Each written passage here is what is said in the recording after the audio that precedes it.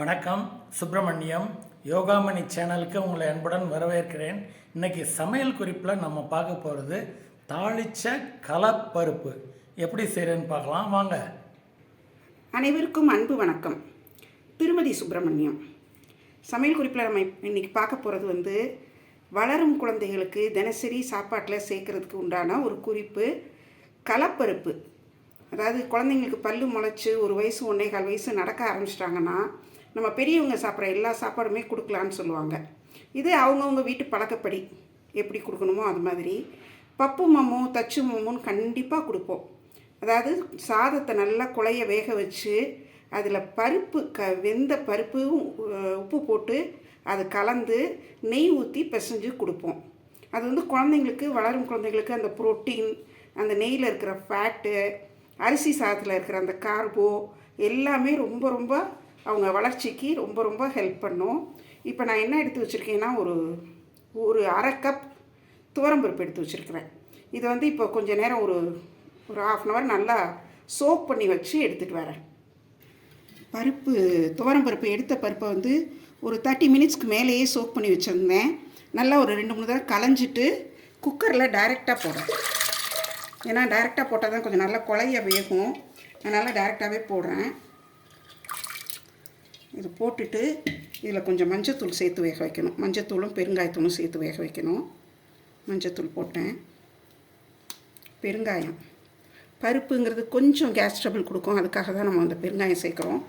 இது போதும். இப்போதைக்கு இன்றைக்கி நான் கொஞ்சம் பேசிக்காக உள்ளது தான் செய்கிறேன். இதை மூடி வச்சு ஒரு 3-4 விசில் வர வச்சிடலாம். நல்லா குழைய வேகட்டும். கடலைப்பருப்பு நல்லா குக்கரில் ஒரு 5 சவுண்டு வர வச்சு ப்ரெஷர் நல்லா அடங்கிருச்சு. நல்லா வெந்துருச்சு. பார்த்திங்கனாலே தெரியும், நல்லாவே வெந்துருச்சு.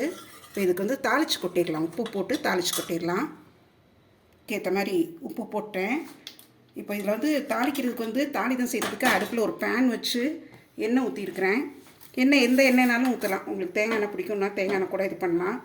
நான் ஏற்கனவே சொன்ன மாதிரி எல்லாருக்குமே வீட்டில் இருக்கிற பள்ளி செல்லும் குழந்தைகள், பெரியவங்க, பெண்களுக்கு எல்லாருக்குமே இந்த ப்ரோட்டீன் ரொம்ப அவசியம். டேஸ்ட்டும் நல்லாயிருக்கும்.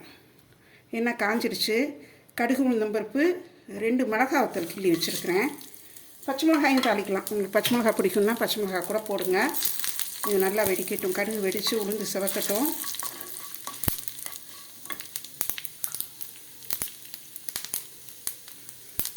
துளியூண்டு இஞ்சி போடுறேன். துருவன இஞ்சி, கொஞ்சம் போல் பெருங்காயம் சேர்த்துக்கலாம். ஏற்கனவே வேக வைக்கிறப்போ கொஞ்சம் பெருங்காயம் சேர்த்துருக்கோம். இப்போ கொஞ்சம் பொரிச்சு போட்டால் இன்னும் நல்லாயிருக்கும். அதையும் சேர்த்துட்டு முக்கியமானது கருவேப்பிலை.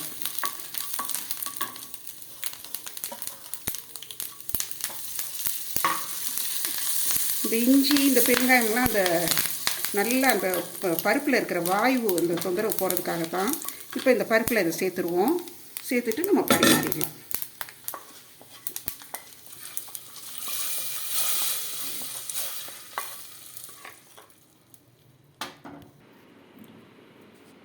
சுவையான தாளிச்ச கலப்பருப்பு தயாராகிடுச்சு. சாதம் நல்லா குழைய வேக வச்சு நல்லா உருக்குன நெய் ஊற்றி அதோடு இந்த பருப்பும் சேர்த்து நல்லா பிசைஞ்சு கொடுங்க குழந்தைங்களுக்கு, பள்ளி செல்லும் குழந்தைங்களுக்கு.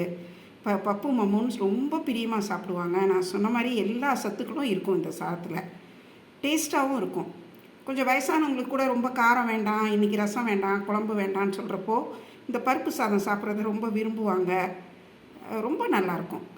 முந்திலாம் கல்யாண வீடுகளில் முதல்ல சாதத்தில் இந்த பருப்பு தான் ஊற்றுவாங்க. ஸோ இதை கல்யாண வீட்டு கலப்பருப்புன்னு தான் சொல்லணும் நான்.